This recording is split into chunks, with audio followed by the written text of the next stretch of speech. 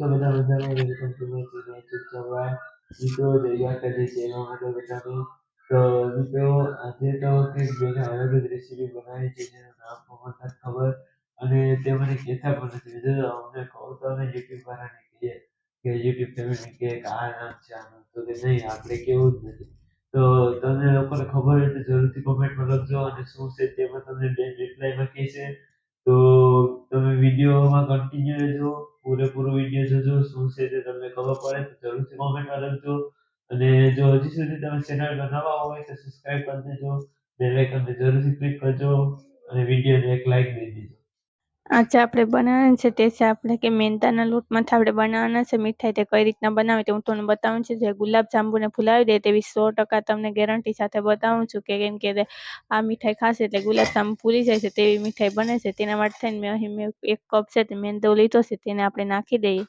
તેનો આપણે છે તે પહેલાં આપણે લોટ બાંધવાનો છે એટલા માટે થઈને અને મેંદો નાખીએ બાદ હવે તેની અંદર આપણે નાખવાનું છે આપણે મિલ્ક પાવડર આવે છે તેનો યુઝ કરવાની છે તો તે હું અડધો કપ જેટલો આપણે મિલ્ક પાવડર નાખી દઈએ અને મેંદાની જગ્યાએ અડધો મેંદો અને અડધો તમે ઘઉંનો લોટ પણ તમે નાખી શકો છો અને આપણે મિલ્ક પાવડર નાખ્યા બાદ તેની અંદર આપણે નાખવાનું તે છે આપણે બજારમાં મળે છે તે છીણેલું આપણે ટોપરું લીધું છે તે નાખી દીધું છે આપણે અડધો કપ જેટલું અને તે નાખ્યા બાદ હવે તેને આપણે સારી રીતના મિક્સ કરી લેવાનું છે આ રીતે હાથની મદદથી હવે તો આપણે તેની અંદર નાખવાનું છે તે આપણે આ ખાવાનો સોડા આવે છે તે હવે નાખી દઈએ આપણે બધી મિક્સ કર્યા બાદ આ રીતના અડધી ચમચી જેટલો આપણે ખાવાનો સોડા નાખવાનો છે અને તે નાખ્યા બાદ હવે તેની અંદર આપણે સ્વાદ મુજબ આપણે નમક નાખવાનું છે એમાં નમક છે ખાલી જરાક જ નાખવાનું આ રીતે વધારે નહીં નાખવાનું નકર છે તો આપણે મીઠાઈ બનાવવાની છે ખાસ ધ્યાન રાખવું અને તે નાખ્યા બાદ હવે તેને આપણે સારી રીતે મિક્સ કરી લેવાનું છે આ રીતે અને મિક્સ કર્યા બાદ હવે તેની અંદર આપણે ઘી નાખવાનું છે કેમ કે આપણે ઘીથી આપણે તેનું પહેલાં તો આપણે મૂળ આપવાનું છે એટલા માટે થઈને આપણે ઘી આપણે નાખી દઈએ આ રીતે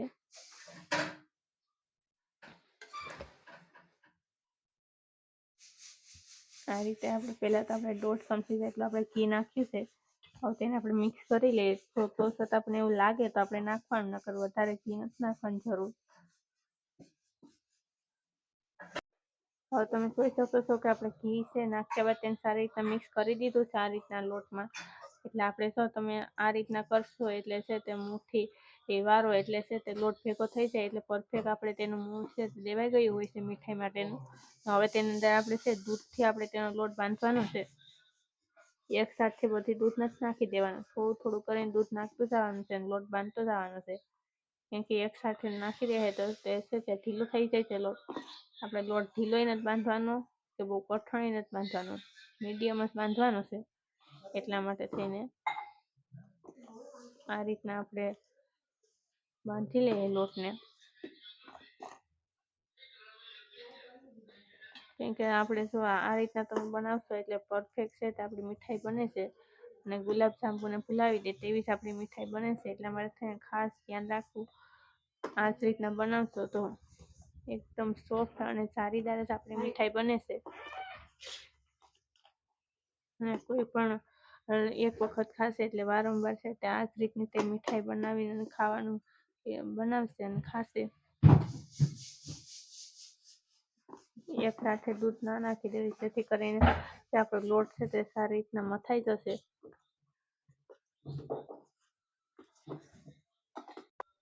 તમે જોઈ શકો છો કે આપણો લોટ છે તે મથાઈ ગયો છે આ રીતના એકદમ સોફ્ટ જ લોટ બંધાણો છે નથી બહુ ઢીલો બંધાણો કે નથી બહુ કઠણ બંધાણો અને આપણે આ જ રીતનો આપણે છે તેનો લોટ બાંધવાનો છે હવે તેને આપણે છે તે ઢાંકીને રહેવા દે 5 મિનિટ માટે આ રીતે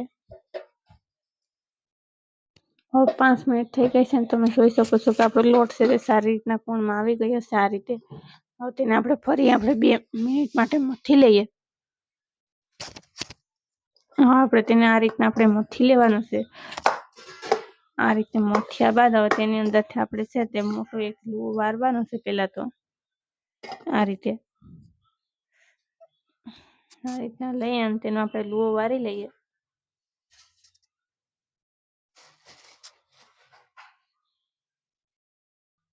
હવે આપણે આ રીતના આપણે લોટ વારી લીધો છે ને, તેને આપણે વણી લેવાનું છે. પહેલાં તો આપણે જે રીતના આપણે રોટલી વણીએ છીએ તે જ રીતે આપણે વણવાનું છે. આપણે તેને આપણે સાદું વણવાનું છે, એ ખાસ ધ્યાન રાખવું. પતલું સાવ નથી વણવાનું, એટલા માટે થઈને. અને તે ફાટી જાય છે તો તેને આપણે કંઈ ટેન્શન નથી લેવાનું, કેમ કે આપણે કોરું એથી આપણે કંઈ નથી કરવાનું, એટલા માટે થઈને. અને બહુ તેને આપણે છે તે પતલું નથી કરવાનું, મીડિયમ જ રાખવાનું છે આ રીતના. હવે તેને આપણે કાપી લેવાનું છે અંદર રાઉન્ડ શેપમાં, આ રીતે.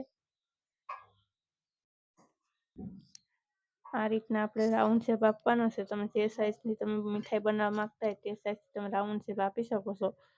અહીં છે આપણે કોઈ પણ તારવાળી વસ્તુ લેવાની, જેથી કરીને છે તો આપણે રાઉન્ડ શેપ સરખું આપી શકીએ, એટલા માટે થઈને. આ રીતે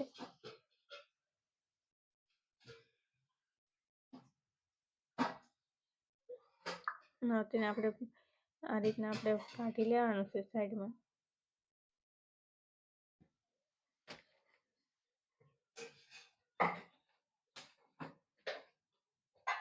કેમ કે આપણે આ રીતના આપણે કાઢશું એટલે છે તે સરખું છે તે નીકળી જાય છે, એટલા માટે થઈને.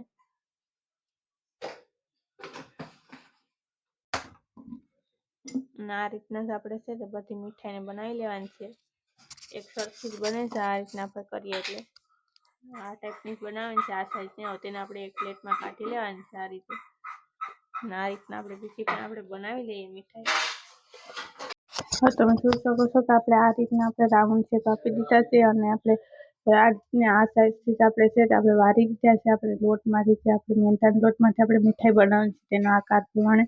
હવે આપણે છે તે અહીં છે એક તપેટ લીધી છે ને, તેની અંદર આપણે પહેલાં તો આપણે ખાંડ નાખવાની છે છાંટણી કરવા માટે. આ રીતના આપણે ખાંડ નાખી દઈએ. ખાંડ છે તે આપણે 1.5 ચમચી જેટલો, 1.5 કપ જેટલી આપણે આ રીતના ખાંડ નાખી દેવાની છે.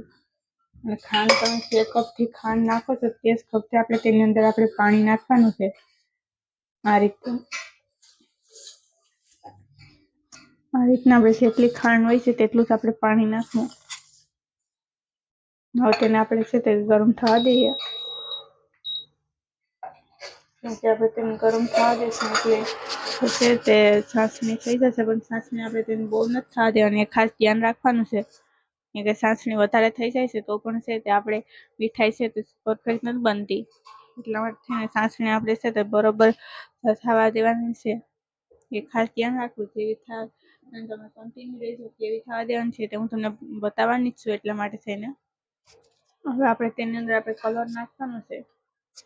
તો તમારી પાસે કેસર હોય તો કેસર પણ નાખી શકો છો. કેસર ના હોય તો તમે આ રીતના આપણે કલર નાખીને પણ આપણે તેને આપણે કેસર ટાઈપ આપણે તેનો કલર બનાવી શકીએ છીએ આ રીતે. અહીં લાડવાનો કલર આવે છે તે નાખ્યો છે.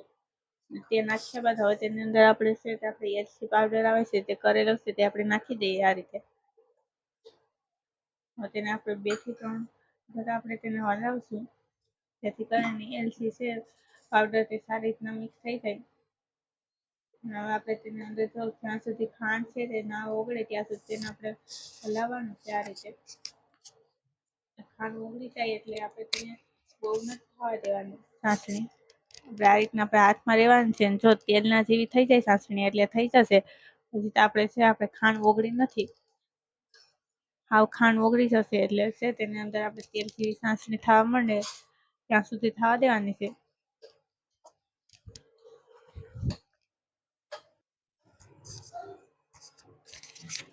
હવે આપણે છે તેને આપણે આ રીતના આપણે તમે જોઈ શકો છો કે ચાસણી થઈ ગઈ છે. આ રીતની આપણે ચાસણી થવા દેવાની છે, બહુ ચાસણી નથી થવા દેવાની. હવે તેને આપણે છે તે ગેસની ફ્લેમ છે તેને આપણે બંધ કરી દેવાની છે. અને બંધ કર્યા બાદ હવે તેને આપણે ઠંડી થવા દઈએ થોડી વાર માટે. ત્યાં સુધીમાં આપણે છે તે આપણે જે આપણે બનાવેલી છે મીઠાઈ બનાવવા માટે તે લોટને આપણે આકાર આપેલો છે રાઉન્ડ શેપ, તેને આપણે તળી લઈએ પહેલાં તો. હવે તો આપણે તમે જોઈ શકો છો કે મેં કઢાઈમાં છે તે તેલ ગરમ થવા મૂકી દીધું છે. અને તેલ ગરમ થાય છે એટલે તેની અંદર આપણે છે તે તળવાના છે. આપણે આ રીતના આપણે જે મીઠાઈ બનાવવા માટે આકાર આપેલા છે તે આ લડ્ડુ જેવા આકાર આપેલા છે તે પણ આપણે છે તે લડ્ડુ નથી બનાવવા, એ તમે ખાસ ધ્યાન રાખજો. આપણે બનાવવાના છે તે છે આપણે ગુલાબ જાંબુ ફુલાવી દઈએ તેવી મીઠાઈ બનાવવાની છે, એટલા માટે થઈને. આપણે પહેલા તેની અંદર આપણે આ રીતના આપણે લોટ છે તે નાખીને ચેક કરી લેશું કે થઈ જશે એટલે ખબર પડી જશે. હવે આપણે આ રીતના છે તે આપણું તેલ થઈ ગયું છે ગરમ, તમે જોઈ શકો છો તે મેળે છે તે લોટ છે તે ઉપર આવી ગયો છે એટલા માટે થઈને હવે તેની અંદર આપણે છે તરવાના છે, જે આપણે પેડા આકાર બનાવેલા છે ત્યાં પેંડા આકાર બનાવ્યા છે તેને આપણે નાખી દઈએ તેલમાં તરાવા માટે આ રીતે.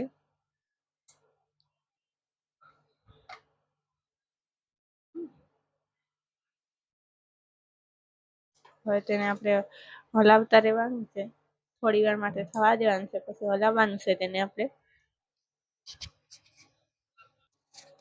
હવે તમે જોઈ શકો છો કે આપણા છે તરાઈ ગયા છે અને હવે તેને આપણે છે ફટાફટ તેને આપણે છે સાસણીની અંદર જ નાખી દેવાના છે તીખા, ફૂલી પણ ગયા છે તમે જોઈ શકો છો. તેને આપણે જે આપણે આ સાસણી બનાવેલી છે તેની અંદર જ નાખી દેવાના છે તાત્કાલિક આ રીતે. હવે આપણે આ રીતના જ આપણે બીજા પણ છે તે બનાવી લઈએ, કેમ કે તરત જ આપણે સાસણીની અંદર નાખી દઈશું તો છે તે ફૂલી જશે એટલા માટે થઈને આપણે તેને તરત જ સાસણીમાં નાખી દેવાના છે. આપણે આ રીતના આપણે બધા છે તે તરી લેવાના છે, પેંડા આકારે આપણે બનાવેલા છે અને તે આપણે ગુલાબજામુન બનાવીએ છીએ તેને પણ ફૂલાવી દઈશે તેવી જ આપણે આ મીઠાઈ બને છે. એટલા માટે તેને ખાસ એક વખત આ બનાવજો આ રીતની મીઠાઈ. તમે જોઈ શકો છો કે આપણે છે તે બધા તરીને આની અંદર નાખી દીધા છે મીઠાઈ બનાવવા માટે થઈને. હવે તેની અંદર છે તેને હવે આપણે છે આની અંદર સરખું ન મેળવે એટલા માટે થઈને આપણે જે આપણે તેલ આપણે જે તર્યા હતા તેની અંદર જ આપણે નાખી દેવાનું છે, તેલ બહાર કાઢ્યા બાદ તેની અંદર, જેથી કરીને સારી રીતના છે તે મીઠાઈ છે તે થઈ જાય એટલા માટે થઈને આ રીતના આપણે રાખી દઈએ. આપણે તેને છે તે આપણે અડધી કલાક માટે થઈને જ ફક્ત આપણે રાખવાના છે ઠંડા થવા માટે, અને અડધી કલાક ઠંડા થશે એટલે છે તેને મેળાએ છે તે એકદમ સારું જેવા છે તે બની જાય છે. એટલા માટે થઈને આ જ રીતના તમે ચોક્કસ એક વખત ટ્રાય કરશો. તેને આપણે છે ઢાંકીને રહેવા દઈએ આ રીતે અડધી કલાક માટે. હવે આપણે 10 મિનિટ અડધી કલાક થઈ ગઈ છે, અડધી કલાકની માથે પણ 10 મિનિટ થઈ ગઈ છે એટલે આપણે જોઈ લઈએ અને તમે જોઈ શકો છો કે આપણા છે તે કેવા સરસ મજાના છે તે મીઠાઈ છે તે બની ગઈ છે આ રીતની. તમે કોઈ ઓળખી પણ ન શકે કે આ કેવી મીઠાઈ બનાવી છે તે. તેની સાસણી પણ છે તે સુકાઈ ગઈ છે તેવી જ મીઠાઈ આપણી બની ગઈ છે. એકદમ પોસી રૂસ એવી જ આપણી મીઠાઈ બની છે, તમે જોઈ શકો છો આ રીતના. એવી સરસ મજાની પોચી રૂસ એવી જ આપણી મીઠાઈ બની છે અને હવે આપણે એક પ્લેટની અંદર આપણે કાઢી લેવાની છે. આપણે આ રીતના આપણે કાઢી લઈએ મીઠાઈને. હવે તમે જોઈ શકો છો કે આપણે છે આપણે એક પ્લેટમાં કાઢી લીધા છે ને હું તમને બતાવું છું કે કેવા બન્યા છે તે. એકદમ પોસારું જેવા બન્યા છે, તમે જોઈ શકો છો કેવા સરસ મસાલા બન્યા છે ને તેને હું તમને કટ કરીને બતાવું છું કેવા સરસ મસાલા બન્યા છે તે. આ રીતે પોસારું જેવા બન્યા છે, તમે જોઈ શકો છો.